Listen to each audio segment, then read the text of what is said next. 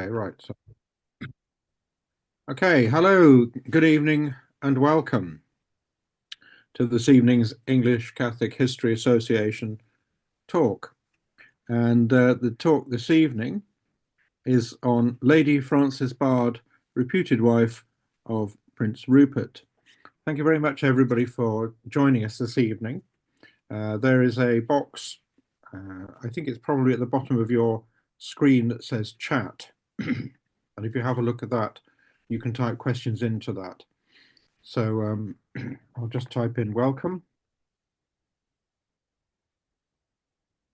You should be able to see that.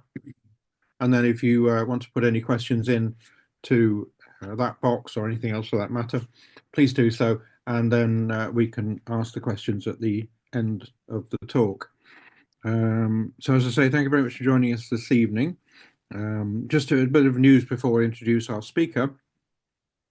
Our new website, ECHA website, begins on Friday. Hopefully, all the things being equal, it should be on working from Friday.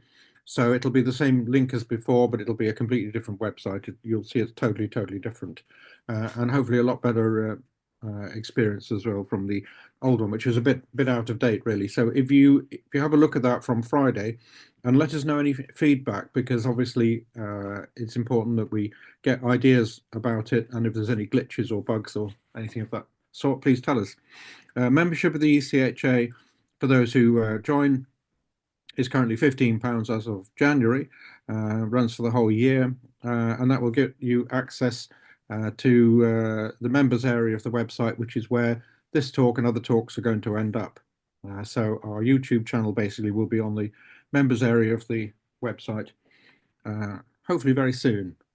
So there will be benefits of joining the ECHA basically, and please do join if you possibly can. So I'll introduce our speaker this evening, excuse me, Mark Turnbull, and I'll tell you a little bit about the author in a second. After a visit to Helmsley Castle in North Yorkshire at the age of 10, Mark Turnbull bought a pack of cards that featured the monarchs of England. The cards portrayed King Charles I, which fascinated him. Van Dyck's regal portrait of the king and the fact that he was executed proved the beginning of provided the beginning of Mark's passionate interest in Charles I and the wars of the Three Kingdoms that has stayed with him ever since. It's led to a period of battle, reenactments with the sealed knot. Mark thoroughly enjoys bringing this period to life through writing. Has written articles for magazines and newspapers. He's one of the co-founders with Dr. Erika Canella and Andrea Zuvich of the Stuart History Festival, the first ever festival dedicated to Stuart history. Additionally, he produces a podcast dedicated to the period called the Cavalier Cast, Civil War in Words. He's a regional chair of the Battlefields Trust and fellow of the Royal Historical Society. So very warm welcome, Mark, to you. Thanks very much, Tim, for inviting me along to give this talk, and for everybody for coming tonight. As you heard there, I've been fascinated with the 17th century since the age of 10, and that all started after that visit to Helmsley Castle in North Yorkshire. And it was the gift shop with a pack of cards. Each card had an image of a monarch from the conquest, and on the other side, a little bit of detail about their reigns. It was that image of Charles I that captured it. And not only was it Charles's fate, but it was actually the fact that he was executed and after a civil war. And when you look at the Van Dyck image here, it just was so at odds with the fate, and it really gripped me. And I even drew a picture of Charles and copied the details. So it really stood out. And as Tim had said there, from that moment, I've been hooked and still am on Charles, the Civil War, and that whole 17th century period. Now, last year, initially I'd started writing fiction set in the period, and then that progressed onto biographies, first with Charles I's private life in 2023, which focused on the man behind the monarch and especially his younger years. But then last year with Prince Rupert of Orion, a biography. And with Prince Rupert, what I really wanted to focus on was the women in Rupert's life, and Rupert being the nephew of Charles I, Rupert, the archetypal Cavalier. But it was the women in Rupert's life which have really been sidelined from the story. They are described as mistresses, just mere mistresses, and they're given a few generic lines in biographies. And it's one of those ladies, it's Lady Francesca Bard or Frances Bard, who I'm going to talk to you about tonight. It's a name you may probably not have heard of before. She's not a particularly well-known historical character. And there are only 2 portraits of Frances in existence that I know of. And they're only really tacitly identified as her. But what we know of Frances Bard today stems from this close relationship with Prince Rupert. So I think it'll be a good point to start by summarising Prince Rupert himself as an essential way of leading into Frances's own story, because there is an age difference between the two. So if I talk about Prince Rupert, if I was a parliamentarian news sheet editor during the Civil Wars, I would have a pick of different names to call Prince Rupert. And they coined a whole host of alternatives in the news sheets that exploded onto the scene during the Civil Wars. We've got Duke of Plunderland, we've got Diabolical Cavalier, Prince Robber, the Wizard Prince, Mars of the Malignants. We've got also Rupert the Devil, Plundermaster General, Son of Blood, Prince of Mischief, and Dutchland Devil. So if we look at the Dutchland Devil, the parliamentarians were keen on painting Rupert as a foreign interloper in the Civil Wars. So someone who really did not understand the 3 kingdoms or care for the people of the 3 kingdoms. So if we look at Rupert's birth and his early years, well, he was one of 13 children. And as you can see here, on his paternal side, so his father in the bottom right, is Frederick, Frederick the Elector Palatine. And so Frederick and Frederick's father, Rupert's grandfather, they held the title Elector Palatine. We see them as German. Now, Frederick's mother, Rupert's grandmother, was Juliana, and she was Dutch. But Rupert's mother was Princess Elizabeth, a bit closer to home. She was the daughter of Queen Anna, who was Danish, but her father was King James VI and I, who was Scottish, James being the first monarch to style himself King of Great Britain. Well, in 1680, before Rupert's birth, Bohemia deposed its Catholic monarch, who also happened to be Holy Roman Emperor. And Rupert's Protestant father accepted that Bohemian crown. But in doing so, he fired up a religious conflict that would ravage Europe. And of Rupert and his siblings, the 13 children, Rupert was the only one to have been born in Bohemia. And for that reason, even as Rupert lay in his cradle, there was a plan to make him heir to the Bohemian crown. And that would leapfrog his 2 elder brothers, but it would make the most of Rupert's Bohemian birth. However, the family were ousted after Frederick and his allies were defeated by the Catholic League in 1620. So having gone up against the emperor and failed, Frederick not only lost Bohemia, but he lost his ancestral lands in the Palatinate too. And from that point, the family lived in exile in Holland, where the Prince of Orange, who was Rupert's great uncle, gave them a home and a modest income. Now, Rupert's towering presence, he stood 6'4". Couple that with his good looks, his gritty determination, his brave demeanor, that attracted many ladies. Now, there are similarities here with the early life of Prince Philip, whose family themselves were 20th century royal exiles. And as a boy, the independent, determined, rather abrasive Philip was shuffled from relative to relative without a place he could call home. And the similarities are there that both Rupert and Philip, they made the best of this nomadic upbringing.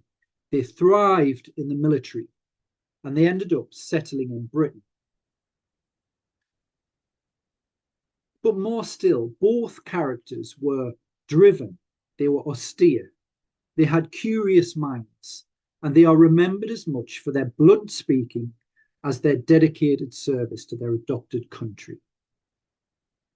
If we just nip back now to 1630, the Lion of the North, Gustavus II Adolphus, King of Sweden, he landed an army on the Baltic coast, and this 36-year-old Lutheran monarch stormed through Europe. Now, meanwhile, Rupert's family, these exiles in Holland, Rupert's father really pinned his hopes on this Swedish saviour. And Rupert, for his part, idolised Gustavus and the various tales of his glory. Frederick, Rupert's father, joined Gustavus, but he really did find out quickly that the Swede was unenthusiastic about any restoration of Frederick to his lands. And rapidly things went from bad to worse, and Frederick decided to part ways with Gustavus. However, fate would intervene, and it would keep the pair together. So Gustavus was shot at the Battle of Lutzen in 1632 and died of his wounds. And Frederick, Rupert's father, was gripped by fever and didn't make it back to his family. And he died just 2 weeks after Gustavus. And that left Rupert's mother, Elizabeth, and her children entirely beholden to King Charles I's care. And Rupert, together with his brothers, they addressed themselves in a rather pitiful letter to their uncle. So they commit themselves to their uncle's protection, first of all. They lament that they've got no friends, they've got no fortune, and no great honour except the blood tie to Charles I. And should the king not maintain them, then God knows, they said, what might become of them. Well, Rupert, the 13-year-old Rupert, actually took up his pen again, just a month or so after that, and sent his own letter to Charles I. And in this letter, he boldly asserts that he desires nothing more than to grow up for your Majesty's service and live by King Charles I's bounty. And I think that that letter of Rupert's is really key to understanding just why Prince Rupert fought for his uncle in the civil wars. For Rupert, Rupert had found a new idol in Charles I. However, with Rupert's brother, Charles Louis, now taking their father's mantle as Elector Palatine, well, the military was really Rupert's only option. He'd have to fight that endless fight to restore his family to their lands. And the first pitched battle of Rupert's career, that came at Vlotho, which is also called Lemgo, in 1638. And Rupert was 18. Rupert's brother had gathered British in the modern sense and Palatine recruits. He'd combined those with a loaned contingent of Swedish force. In all, there was around 5,000, not above 5,000 men. Well, soon it was reported that an army of the Catholic League, commanded by Melchior von Hatzfeldt, was closing up fast on this force. And Rupert, for his part, was all for giving battle. But his brother decided, after advice, to fall back to the safety of Minden, which was a Swedish-held town. The elector's force, however, did not reach Minden. On the 17th of October, they were surprised by the rapid advance of Hatzfeldt's army, which numbered 6,000 to 8,000. Now, though in the Battle of Lothal, Rupert had some success with his cavalry, he fought bravely, but he was very rash and he overextended his lines. And as a result of this, he was cut off and captured.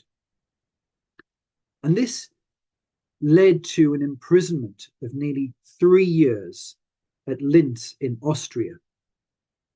And that imprisonment, you might, we're coming to a character now that might be familiar, you may have heard of this. It introduced Rupert, this period of imprisonment, to a very dear companion, because the Earl of Arundel sent him a dog. Now here is Timothy Dalton. He's playing Prince Rupert in the 1970 film Cromwell. Now, it has to be said, Prince Rupert never rode around Civil War battlefields with Boy under one arm like this. And Boy was certainly no cute little poodle like this picture suggests. Boy was actually a hunting poodle, which is much bigger and much more powerful. There is one contemporary image that was used to show Boy. Now, if you look at this, really, the film producers for that 1970 film would have been better off having Timothy Dalton with a lion under his arm. However, Rupert was released in 1641 from captivity, and that was thanks to the efforts of his uncle, Charles I, the diplomatic pressure that Charles put on the emperor. The prince quickly went to his uncle's side to thank him for his support. But by that time, Charles I and his parliament were at loggerheads. A civil war officially broke out in August 1642.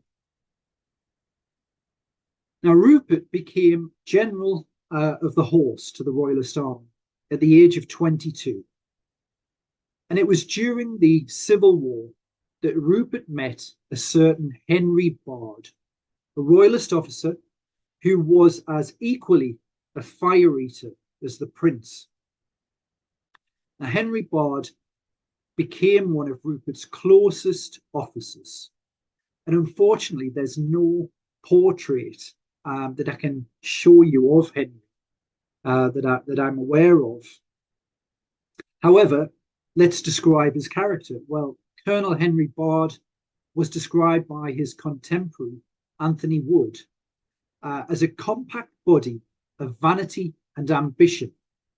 However, Wood also notes that Bard was proper, robust, and comely.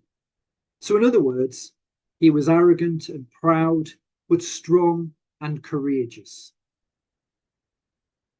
Now, in Henry Bard's younger years, he'd made journeys on foot in France, Italy, Turkey, Palestine, Arabia, and Egypt. After this, he then went to Eton, and then following Eton to Cambridge University. And it was at Cambridge where he presented his college with a Quran, which he'd stolen from his travels. Now, Bard quickly joined the king's cause at the outbreak of the Civil War in 1642, and he commanded a brigade of infantry. And then by 1643, he was knighted. Now, Henry Bard was the son of a Protestant vicar of Staines in Middlesex. It was said that he got his promotions with the support of the Catholic Queen Henrietta Maria and her patronage. In fact, there's uncertainty over Henry Bard's religion at this point. He may have converted to Catholicism. Certainly, two of his daughters did become Catholics. Now, another royalist contemporary, Edward Hyde, later Earl of Clarendon, he regarded Henry Bard as licentious and one who exercised tyranny over the whole country. Now, it is true that Bard once threatened to kill civilians if they failed to pay financial contributions to his military force. But Henry Bard went further on this occasion. Not only did he threaten the lives of these civilians, but he went further still and vowed to terrorize even their ghosts. So he's certainly not a man to be messed with. We can see this again in March 1644 at the Battle of Cheriton in Hampshire. It was Henry Bard's overeager manner that led to his men being engaged with superior enemy forces, as a result of which Henry lost an arm and was captured.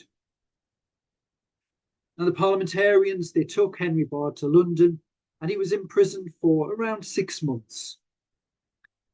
But no sooner had he been exchanged and Henry Bard was back in royalist quarters than he was made a baronet, and he became governor of Camden House in Gloucestershire. So we have this rapid rising Colonel Sir Henry Bard, who goes on to the Naseby campaign in May and June 1645 with the Royalist Army. Now, Henry Bard, he is one of the first of the Royalist leaders to be scaling the walls of Leicester. He's only got one arm, but he's still up there at the head of his army, scaling those walls. Henry then fought at the disastrous Battle of Naseby, which was a victory for the parliamentarian New Model Army. And then by October 1645, Henry was given the title, the Irish title, of Viscount Bellamont.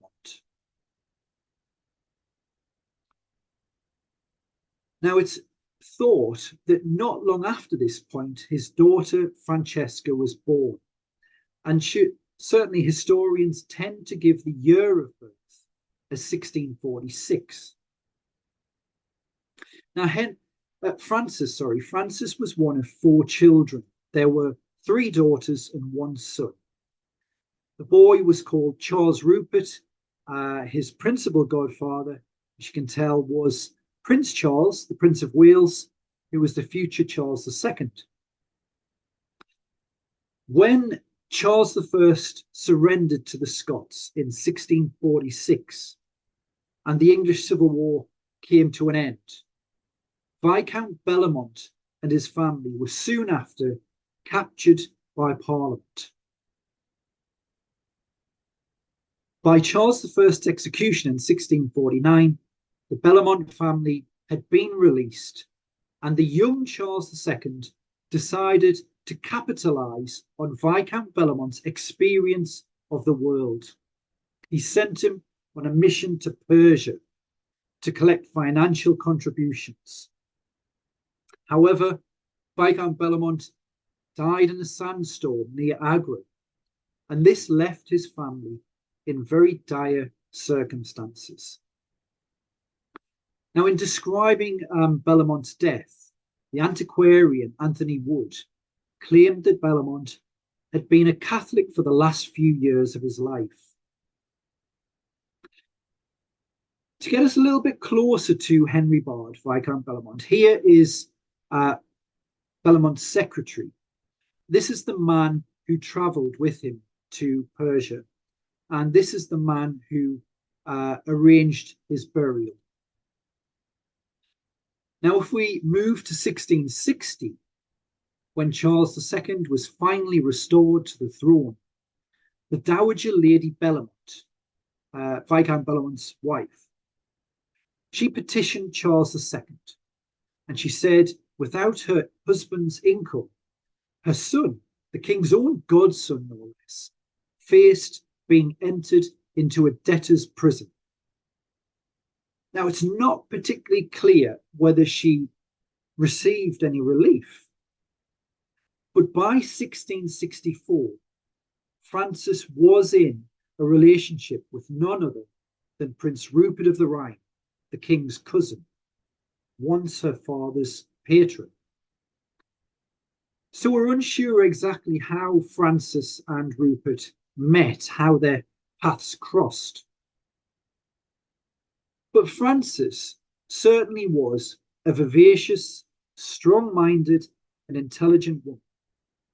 She must have only been around 18 at the time that she became romantically linked to Rupert. And by around 1666, 2 years later, she and Rupert had a son. Now, while Charles II called a series of yachts after his wife and his many mistresses, we have the Royal Catherine, the Portsmouth, the Cleveland, and they were named after Queen Catherine, the Duchess of Portsmouth and the Duchess of Cleveland, respectively. Well, Rupert also had a yacht. He purchased the yacht while he was still with Frances, and perhaps the Fan, as it was named, was a play on Frances's name. It certainly was an unusual name, the Fan. Now, Frances is reputed to have been a stranger to Charles II's court. It's highly likely that she had by this time, like her father, embraced Catholicism.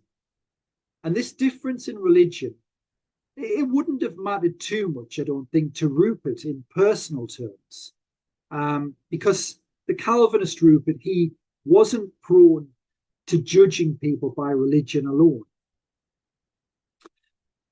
But the difference, the religion, would have proved a concern to many others, especially considering the conversion of James, Duke of York, the king's brother. Now, the public concern around James's conversion, and in particular his military commands, would eventually lead to his forced resignation.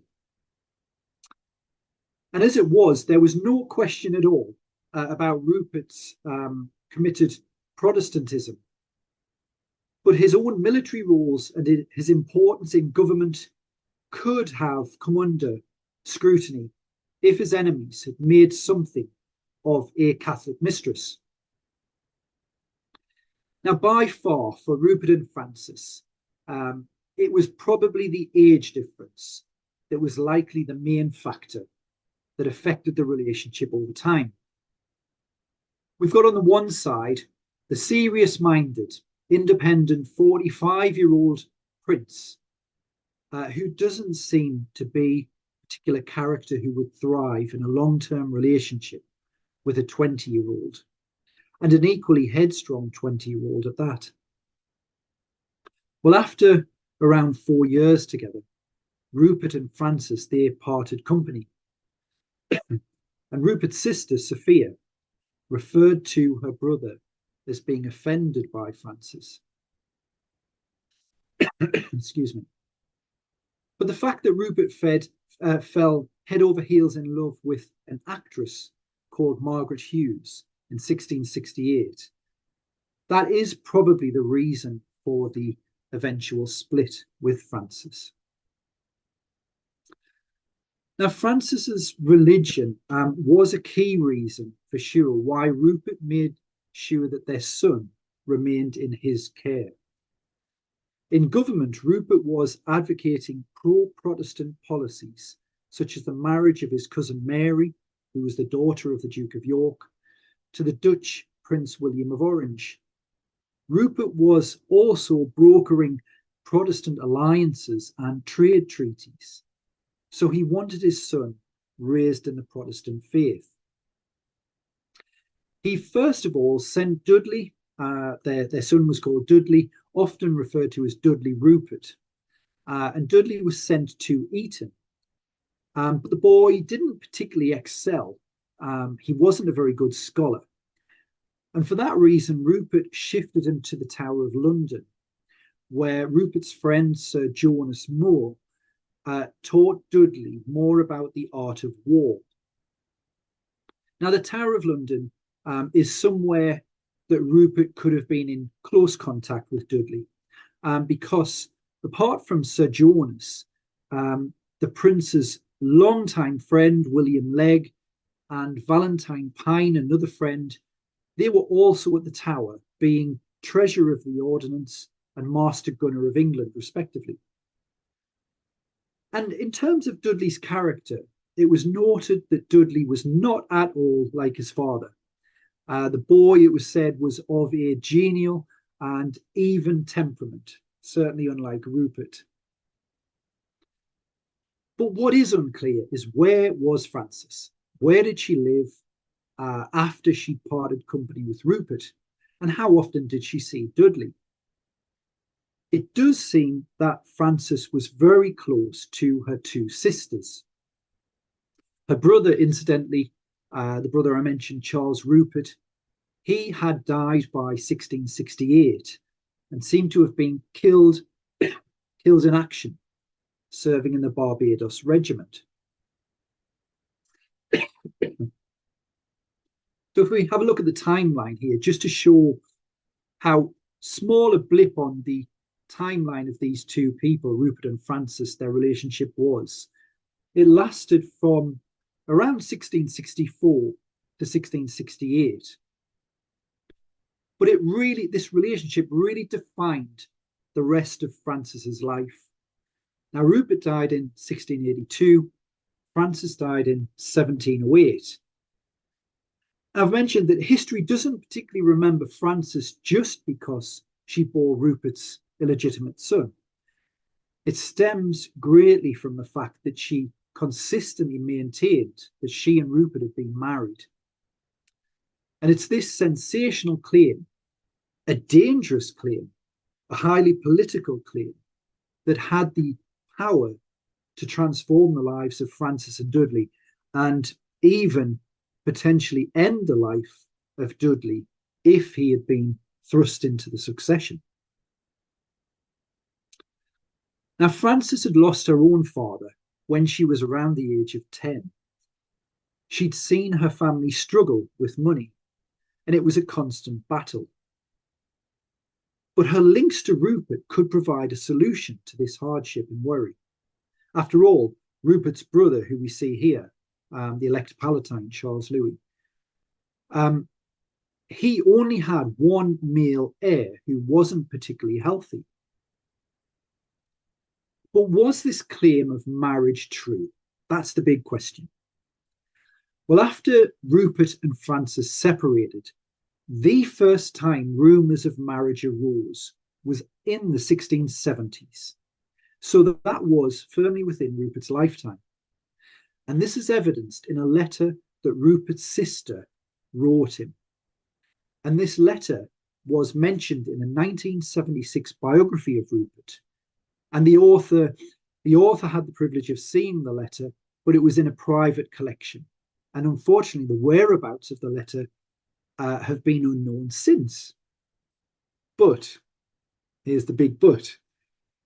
Happily and coincidentally, for this talk especially, around 2 weeks ago, I was contacted by a lady who had read my biography of Rupert, and she confirmed that she'd purchased this letter from Rupert's sister, Princess Louise, around 20 years ago, and she kindly sent a copy.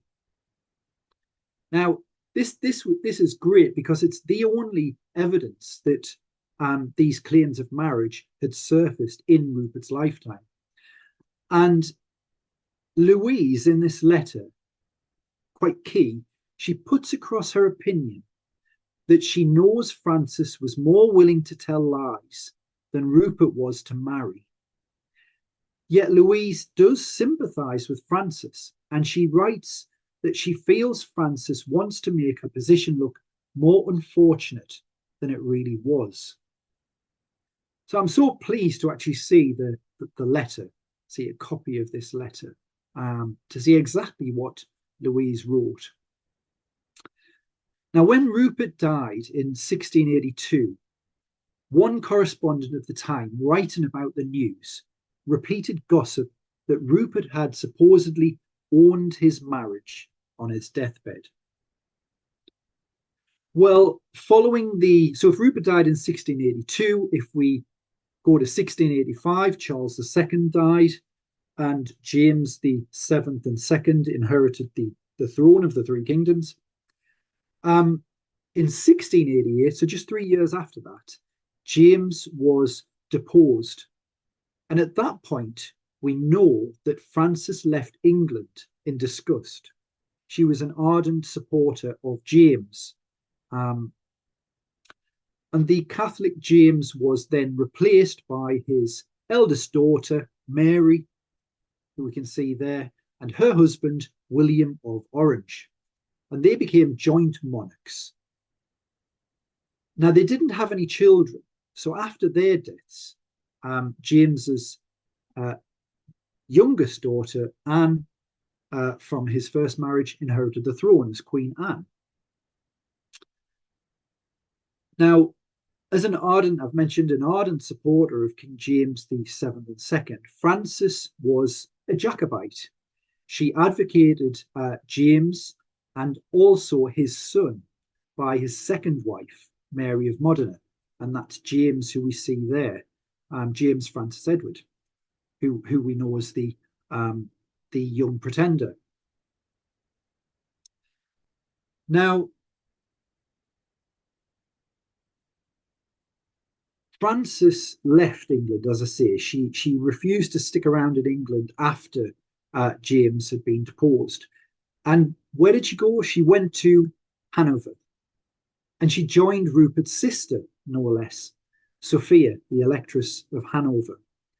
And this is Rupert's youngest sister. Now, there's an irony here. She lived at this court with Rupert's sister. And though Rupert's sister did not believe Frances's claims of marriage to Rupert, she did allow Frances to continue to live out her days at her court, and she did all she could to help Frances and sustain her financially. Now, from Sophia's court, Frances worked hard to undermine the ambassadors of William and Mary and, in turn, Queen Anne. The British envoys always ran up against Frances, and one asked a very, very relevant question as to why she never titled herself the Dowager Duchess of Cumberland. Because if indeed she had married Rupert, she would have been entitled to use that title of Dowager Duchess of Cumberland. But instead, Frances chose to call herself Lady Bellamont after her father's viscountcy. Then in 1693, so some 11 years after Rupert's death, Rupert's sister even helps Frances obtain financial arrears from the emperor. Now, these arrears had not been paid to Rupert during his lifetime. And it's at this point when the claim of marriage was directly beneficial to Frances. It led to her obtaining 10,000 Rix as a one-off payment, and then 1,000 Rix per year as a pension. Now, Frances continued to push the claim of marriage until her death in 1708. She didn't go on to marry. She didn't have any more children. And after this, after 1708, Frances's niece prevented this extraordinary claim from dying with Frances. And the family had this entire claim etched into their memorial stone in the Church of St. John the Baptist in Aldbury. So on a particular memorial stone, the family list their closeness to the Electress Sophia, her son and grandson, George I, George II.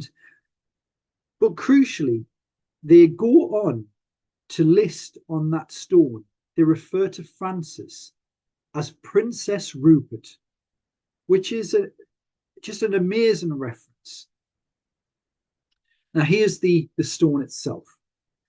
So it mentions the Right Honourable Henry, Earl of Bellamont. You can see quite clearly there. That's Francis's father. Just under that, you can see, almost to prove how contentious this claim was, that the words Princess Rupert have been erased. Now, this erasure has come about, even 100 years after Francis's death. And then not long after this, we have in the 1890s, a lady called Eva Scott. She publishes an acclaimed biography of Prince Rupert. And at that point, Francis Bard's descendants in the form of a Lady Deeds. Now, these would be related to Francis through her niece. Lady Deeds contacted Eva Scott with a shocking document, and it was a supposed marriage certificate. It reads a little bit like a retrospective affidavit. So it's dated July 30th, 1664. And it says, "These are to certify whom it may concern that Prince Rupert and the Lady Frances Bard were lawfully married at Petersham in Surrey by me." And it's signed Henry Bignell, the minister. Now, it does leave a little bit of uncertainty over whether the marriage was 1664 or was it the date of this affidavit that was 1664. Now, Lady Deeds, when she produced this document in the 1890s, she also let it be known that her father had investigated this claim. He had written to the vicar of Petersham at the turn of the 19th century. He'd asked the vicar to look into the parish records and check to see if the handwriting on this document matched any of the entries in the register. And that vicar replied to Lady Deeds' father and confirmed that it didn't resemble any individual who'd made entries in the 17th century. But he also added that the name of the vicar in 1664 was not known. So another question mark. So where does that leave us? Well, we're left with Frances being extremely half-hearted about the claim. She never pushes the claim to its full potential. She never claims to be a dowager duchess. She never pushes her son to be the rightful heir to the Palatinate. But she does earn a decent sum of money from the claim, and it secures a home for her. The claim as well does not seem to have been taken seriously outside of Francis's family. But I think key to whether it was true or not, we have to move to Rupert. Now, by default, Rupert denied the claim. In his will, he referred to Dudley with the surname Bard, Dudley Bard. And more clearly in 1670, so after Rupert and Frances had split, when Rupert's brother was urgently pushing Rupert to marry and produce a legitimate heir because he knew that his only son was very sickly. He wanted Rupert to found or to continue the dynasty. Rupert refused. He refused to marry, but he did negotiate a financial settlement with his brother at this time. And it's the terms of this settlement which are key. Rupert gives up lands in the Palatinate, and he gives those up in exchange for a pension of £3,000 per year. And the specific agreement of this is that the whole agreement would be void if Rupert did go on to have legitimate children. And that is a very clear declaration that at that point in 1670, he's saying he has not had a legitimate child. However, we just do not know for certain about the certificate and what exactly might have happened in 1664. Although it's my belief that Francis and Rupert were never officially married, perhaps discussion had arisen about the possibility that one day they might marry, and Frances, maybe wishing to secure her own future without Rupert, made use of that claim to benefit herself, but was careful not to go too far. Because I think we need to look at how far could this have gone. So if we move to a close by looking at the deadly serious implications of Frances's claim, if it had been pushed to the fullest sense. Now, if she pressed that claim, if she said that she was truly married to Prince Rupert, that could have led Dudley to become Elector Palatine in 1685. Now, 1685 is after Rupert's brother had died, it's after Rupert's nephew had died, and that line became extinct. If Dudley was legitimate, he would have been entitled to inherit the Palatinate. But that was never the case. He was never put forward as a claimant, and the line shifted to a more distant relative of Rupert's family. But more than that, so we talk about the Palatinate here in 1685. Well, more than that, if Dudley was legitimate, he could have become King of Great Britain in 1688, because he would have been the next Protestant male heir in line, considering that James and his Catholic line had been deposed out of the succession by Parliament. If 1688 wasn't that year, then 1714, when the childless Queen Anne died, then that may have placed Dudley on the throne, and we may have had a House of Wittelsbach and not a House of Hanover. So again, Francis never pushed Dudley's claim to the Palatinate. And in 1685, the Palatinate and that electorship peacefully transferred to a distant Catholic branch of the family, and Dudley was never considered a claimant. So it's very telling there. But sadly, I mentioned hypothetically what could have happened in 1688, what could have happened in 1714. Well, Dudley was never to see those dates. He didn't see the revolution that toppled James VII and II, his cousin once removed, because Dudley died in 1686. He was attacking Turkish forces at the city of Buda, and in a bit of a twist of fate, it was during that assault that he fought alongside the illegitimate son of King James VII and II. So I hope you've enjoyed tonight's talk about this insight into Francis Bard, Prince Rupert, and a little bit more about the personal life of Prince Rupert and these characters that really have been sidelined from history and this quite amazing claim. Well, thank you very much. That was an interesting talk. And I note the endorsement by Professor Ronald Hutton, who, of course, is very famous, sort of a flamboyant historian who's sometimes on TV, isn't he? He is, yeah, lovely man. Yeah, lovely. Yes, makes extensive use of original sources and offers a number of new suggestions regarding its subject's career. So, yeah, some interesting questions we've got in the chat box. I don't know whether you can see that or not, but Mark, I can read it out, or you can read it, whichever you wish. Oh yes, I've got it. Right, So, okay.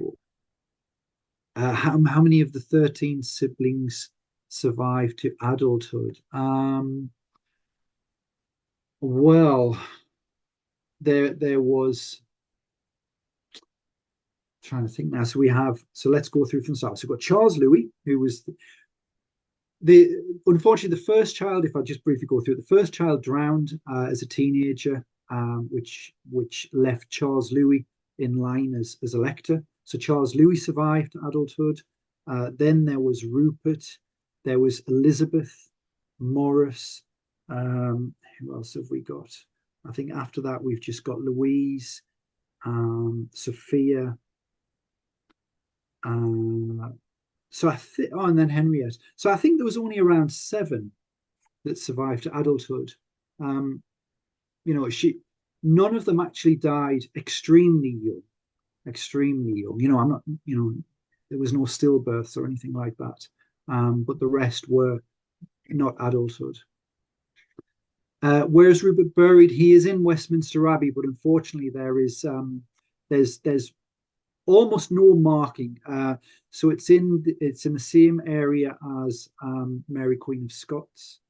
And I think there's a plaque that lists a lot of people that's in that tomb, and Rupert is named as one of them, but it's just a long, long list. His mother's there, Elizabeth of Bohemia. You've got some children of James the Seventh and Second to his first marriage. So there's quite a number of them. What was the location of the Palatinate? Well, it's along the Rhine, the River Rhine. It was considered to be in 2 parts, really, the Upper Palatinate, the Lower Palatinate. They were ruled together, but of course, when Rupert's father lost the Palatinate, they were split, and one was given to the Elector of Bavaria, and the Catholic Elector of Bavaria. The other was overrun by Spanish troops. So eventually, only half returned to Rupert's brother, and then eventually he inherited the other. So it was devastated by the wars. I think that's all of the questions that I can see there. Is that right? Yes. Any other questions anybody would like to ask, or comments, or anything at all? Please put them into the chat box as soon as possible, if you can. Any questions about? It'd be interesting to see what people think, about the marriage claim. Yes, I mean that's a good point. How many of the people here believe that it was real? I wonder. And how many think it wasn't? Whether you have a view on the subject. So Jane says not likely. Interesting. Okay. I mean, the Catholicism would have been a problem, I suppose, because it would have done if he had been married. Yeah, that could have been a problem for him. Bennett said Prince Rupert visited Ireland in 1649. He did. So this was when 1648 we have Rupert taking command of a very small royalist fleet. So this small fleet of ships that had defected from the Royal Navy, gone over to the king. Rupert was tasked with resupplying them, marshalling them, and repairing them. And he eventually sort of took this fleet, this small fleet, and sailed across to Kinsale. And he aimed to support, the royalists in Ireland at that point. But unfortunately, by the time that he got there, and with the difficulties of supply and sort of, recruitment and everything, he was unable to really take much of a part in Irish affairs. And it wasn't long before Cromwell got over there.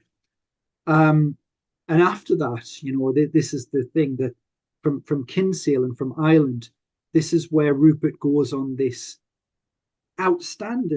tragic, outstanding naval escapade, where he goes to the Mediterranean, and then he ends up in the West Indies. And he's trying to take English Commonwealth ships to raise money for the small royalist court back in France at that point. How religious was Rupert? He was extremely religious, but not to the point where it could cloud his judgment. He was a great realist. So at the point when you do have the Duke of Monmouth and the Protestant Duke of Monmouth, the legitimate son of Charles II, and then you have James the Seventh and Second. When you see the divide coming there, Rupert was very practical with how he was advising Charles II to deal with that. And although Rupert was a committed Calvinist and his religion was never in doubt, he wasn't one to shout about his religion. And you have Rupert actually interceding on behalf of Quakers, for example. So he wasn't afraid to support anyone that wasn't of his religious faith. But he was extremely interested in religion, and his library catalogue survives, and that has a lot of religious books in there of many different faiths. So he was extremely interested. Do I admire Rupert? I do admire Rupert. I do have criticism, yes. I think on the whole, you can't fail to admire the character that achieved so much with so little, and who had these, as I say, these adventurous yet tragic escapades in his life. He turned his hand to so many different things. He's not just a military leader, he's an artist, he's a scientist, he's an engineer. He invents various different things. He tries to serve his adopted country, Britain, in whatever way he could. He tries to invent military advances that might trounce enemies, things like that, with gunpowder, with ships. So he's a man of many talents. Criticisms, certainly in the early days in the civil wars, he was not a very good politician. So at the moment when Charles I needed a unified front against the parliamentarians, Rupert was really unable to unify with the slippery men, some of the slippery men at the heart of the royalist cause. Rupert would have no truck with them. And that really set the two sides at loggerheads at a crucial point in the civil wars, when Charles needed that unity. Seems surprising that Rupert never married, yes. And I think that the reason that he didn't marry wasn't, I think it boils down to the fact he was pushed to marry a number of times in his life by a number of different people, his mother, his uncle, his brother. And I think he steadfastly refused, on the one hand, because he felt that he could offer more, not through marriage. So he could become a soldier. He could regain the family titles, the family lands, the family honor by fighting better than he could by being a good husband. His interests, he was very ultra committed to sort of the military aspect of things. And, he, by his own admission, he would say, well, I wouldn't make a good husband. His sisters certainly said as much. But I think on the other hand as well, he knew that any of his children, if he had legitimate children, could potentially be sucked into a chaotic and devastating crisis. He grew up in exile. He grew up seeing his family having lost everything. So that's very real to Rupert, and he wants to get that back in other ways than a good marriage. Good question about Viscount Bellamont. Well, it did get reused. So when Henry Bard died and his son was killed in action, it was Charles Rupert, his son. The peerage, there was an Earl of Bellamont given, I think, to the Coots, the Coot family. So they did hold that title into the 18th century. but I'm actually unsure from then whether it was recreated again. Oh, you've studied, and Barry's mentioned studied with Ronald Hutton. Lovely, lovely man. Very grateful to him for reading over the entire manuscript, considering the work that he had of his own. Is Rupert reckoned to be a good general? I mean, that's a very good question, because it depends who you ask, and it depends on what people look at, because all too often, I think people look at the big battles of the Civil War. They look at Marston Moor, they look at Naseby, and they see Rupert leading the cavalry, a cavalry wing, and storming right through his opponents, but then going off the field. He can't rein his troops in, because they literally crash through the enemy. And people look at that and say that he was a flawed commander. But what you have to sum up is not just that. That's one aspect of Rupert's military career. We've then got the naval aspect. He was a Vice Admiral of England in the Restoration. But also we've got the military action that was off those big battlefields. We've got the sieges, we've got the lightning strikes, these brilliant strikes where Rupert relieved Newark, for example. He took a small force of men, went across country off the beaten track, rapid marches, moonlight marches, and gradually took borrowed men from each royalist town that he passed. And he managed to then, because he was building this force as he went, this scratch force, he evaded enemy spies enough to just appear at Newark, and they had no idea that he could be anywhere near.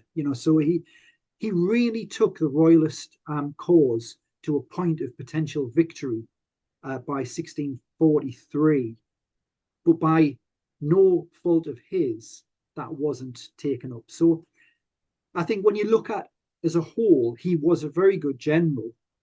However, he was not a very good Lord General, a very good top job. The top job in the Royalist Army, the lack of political instinct and willingness to be political was a flaw. Very good general, but not, I think, Lord General. Thoughts on Rupert's political views? Yes, well, I must admit I have had a lot more thoughts on this as well, studying his Restoration. And I do believe that Rupert was, he's the cousin of Charles II, but he was in no way an automatic royalist at that point. Even given his background, he would go up against Charles II. He would really tell Charles II when he thought that he was wrong. He would give advice. He once told Charles II, who was thinking about getting rid of Parliament at one particular crisis point, Rupert advised against it. He said, don't be like your father. Your father made the same mistake. And, this is very, very sensitive advice from someone very close to Charles II, who was able to give that advice and get away with it. And I think Rupert saw himself in post-Restoration politics as a man that could bridge the divide. He was his loyalty was absolutely to Charles II's court, but he had close friends that were Whigs. And I think by that, he was able to sort of bridge that gap between the court and their opponents.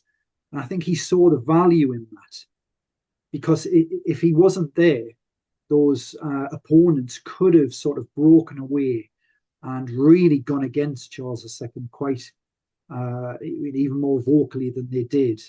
So yeah, I think Rupert really felt that he was a linchpin to those times, the politics. And the exclusion crisis, yes. I have to say that Rupert, and this is one of the things that I found with his, the last woman in Rupert's life, Margaret Hughes, she was a wife in all but ceremony.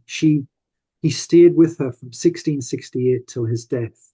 and they were very happy. They had a daughter together. And the two of them, she was not just a mistress. He involved her in politics, he involved her in his family. And you see the two of them, Rupert and Margaret, they are proposing a marriage. They want James, the Duke of York at that point, who became James VII second. They wanted his second daughter, Anne, to marry Rupert's sister's son.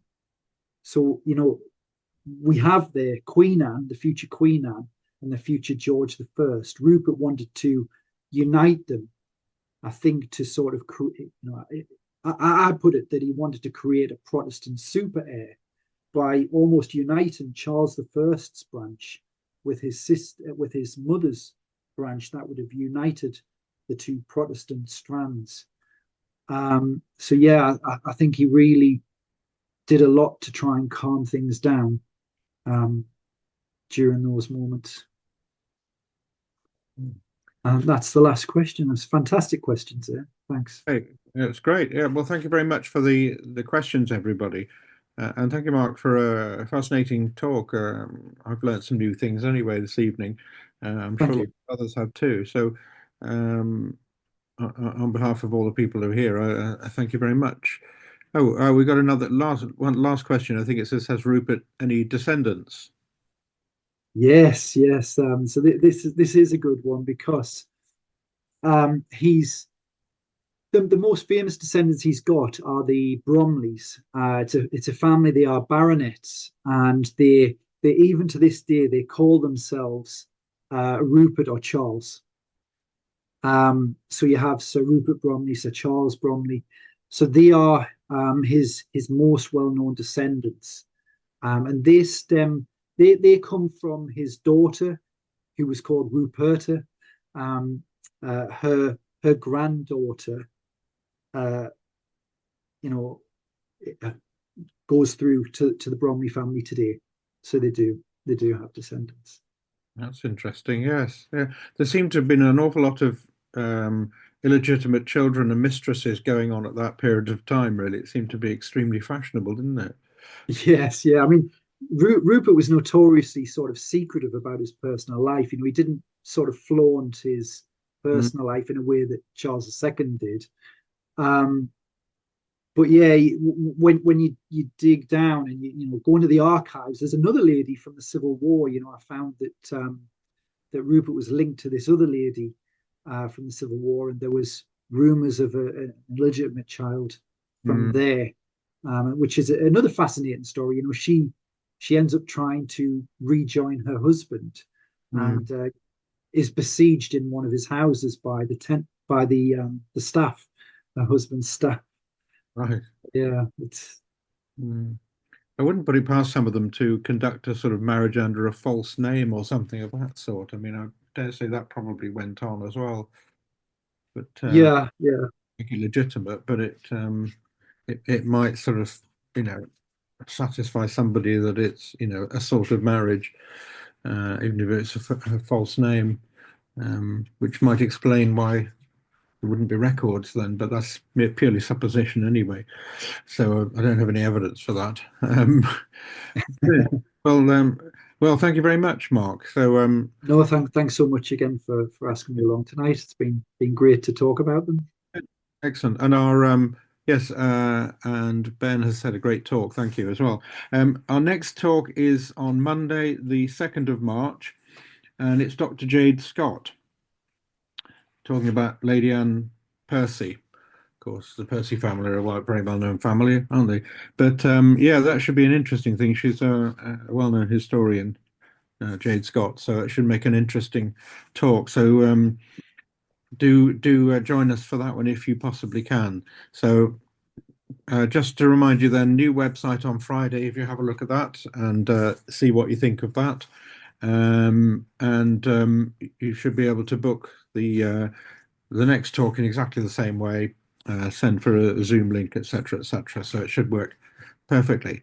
Thank you very much, Mark. Thank you very much, everybody, and Thank you. good night.